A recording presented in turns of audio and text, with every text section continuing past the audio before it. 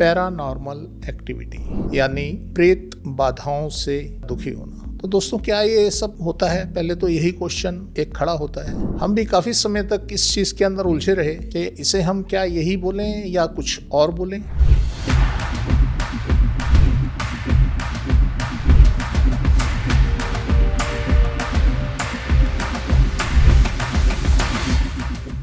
क्या हम इसका कुछ दिमाग के अंदर, दिमाग के केमिकल्स में कोई परिवर्तन माने या क्या माने? तो बड़े लंबे समय तक जब हमने इसके ऊपर रिसर्च की और देखा तो हमें मानना ही पड़ेगा कि ये सारी एक्टिविटीज होती हैं। दोस्तों, वैसे तो हमने हर पूजा प्रक्रिया वाले लोगों के यहाँ इस चीज को होते हुए देखा है, पर हमने कुछ एक विशेष कैटेगरी है सिख धर्म की, उनके यहाँ हमने इस स्थिति को ज्यादा देखा है। वहाँ क्या होता है, वो लोग कहीं भी पलंग पे बैठ गए, कहीं भी बैठ गए और वो पाठ करना शुरू कर देते हैं। दोस्तों, ये बड़े खतरनाक स्थिति है। अगर आपने कुछ नोटिस किया हो कि हमें जब हमारे यहाँ हिंदू धर्म या सनातन धर्म में जब किसी की मृत्यु हो जाती है तो उसको जो है दक्षिण की तरफ मुख करके पिंड दान करवाया जाता है। क्यों करवाया जाता है? क्योंकि मृत्यु हो गई है जिसकी, वह शख्स अब प्रेत योनि में चला गया है। जब प्रेत को बुलाना है, उसका वाहन करना है, तो आपको दक्षिण में मुख करके उसको बुलाना पड़ेगा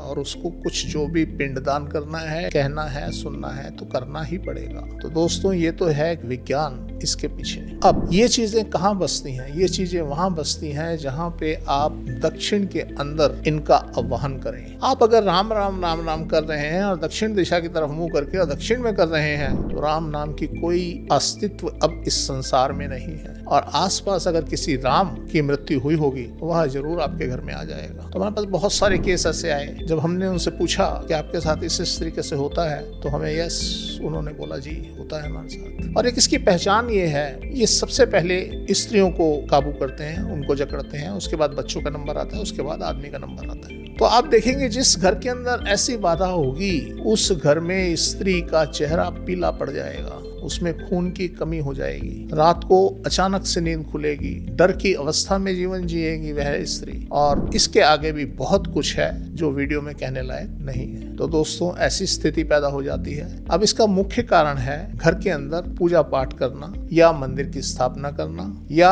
अगरबत्ती या सुगंध का जलाना। ये चीजें सुगंध से आकर्षित होती हैं जब आप आह्वान करते हैं, जब आप किसी चीज को बुलाते हैं मन से और तन से, तो वह चीज आपके तरफ आने की कोशिश करने लगती है। जो लोग मूर्ति प्राण प्रतिष्ठा को व्यंग मानते हैं उनके लिए एक अपवाद है कि वह अपने घर में एक मूर्ति रखें, कुछ भी रखें या ना भी रखें, एक चित्र बनाए किसी का भी और दक्षिण में वह चित्र बना के उसका आह्वान करने लगे। मुश्किल से महीने 2 महीने के अंदर कोई चीज उनके घर में आ जाएगी और वह उससे त्रस्त हो जाएंगे। तो यह प्राण प्रतिष्ठा मूर्ति के अंदर नहीं है, यह प्राण प्रतिष्ठा आपके वचनों में, आपकी सोच में, आपके आह्वान में है। बड़ा मजाक उड़ाया गया रामलला की मूर्ति की प्राण प्रतिष्ठा का। तो दोस्तों, मूर्ति में प्राण प्रतिष्ठा नहीं होती, प्राण प्रतिष्ठा आपके सिस्टम में होती है, आपकी आवाज में होती है, आपकी सोच में होती है, आपके कर्म में होती है। आप जब जब उस मूर्ति की तरफ देख कर किसी चीज का आह्वान करेंगे वह चीज आप तक पहुंचेगी। तो इसलिए दोस्तों, जब हम बात करते हैं प्रेत आत्माओं की तो यस,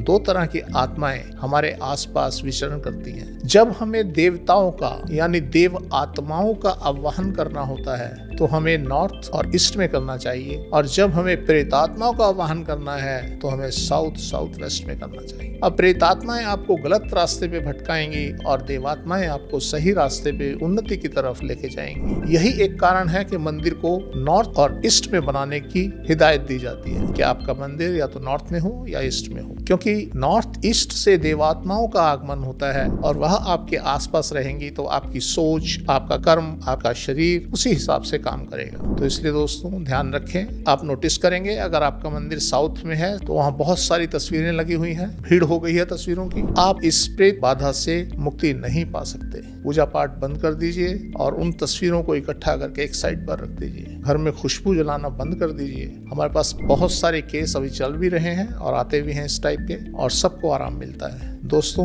अगर हम परम आत्मा की बात करें तो वह परम आत्मा जिससे हमारी आत्माओं का निर्माण हुआ वह सूर्य है। सूर्य अरबों करोड़ों अणु डेली छोड़ता है। जितने अणु पृथ्वी पर आते हैं, इसके एटमॉस्फेयर में आते हैं, उन्हें एक शरीर मिल जाता है, चाहे वो कीटाणु हो, चाहे वो पतंगे हों। कितनी बड़े आश्चर्य की बात है कि आसमान में ही पतंगा बना और आसमान में ही खत्म हो गया। उसको शरीर कहां से मिला? एटमॉस्फेयर से। हमारा एटमॉस्फेयर पृथ्वी का ऐसा है कि यहाँ अणु आते ही एक शरीर धारण कर लेता है। तो अगर हम परमात्मा की बात करें, परम आत्मा की बात करें, वह सूर्य है। अगर ईश्वर की बात करें, वह एनर्जी है, वह वास्तु है। आप जो मर्जी कहते रहिए, इसको नाम आप कोई भी दें, अल्लाह, ईश्वर, भगवान, कोई भी नाम दें, परंतु यह पावर सिर्फ वास्तु पावर है। इसी ने पूरे ब्रह्मांड का निर्माण किया, इसी ने पृथ्वी का निर्माण किया, इसी ने पृथ्वी के ऊपर जीवन दिया। तो दोस्तों, आत्मा और प्रेतात्मा, इन दोनों का निवास इस पृथ्वी पर है और आपके आसपास प्रेतात्माएं भी हैं, देवात्माएं भी हैं। आप अपने कर्मों से इनको बैलेंस कीजिए और अपनी सुखद जीवन के लिए आगे बढ़े। आज यहीं तक, फिर अगली वीडियो में मिलते हैं। धन्यवाद।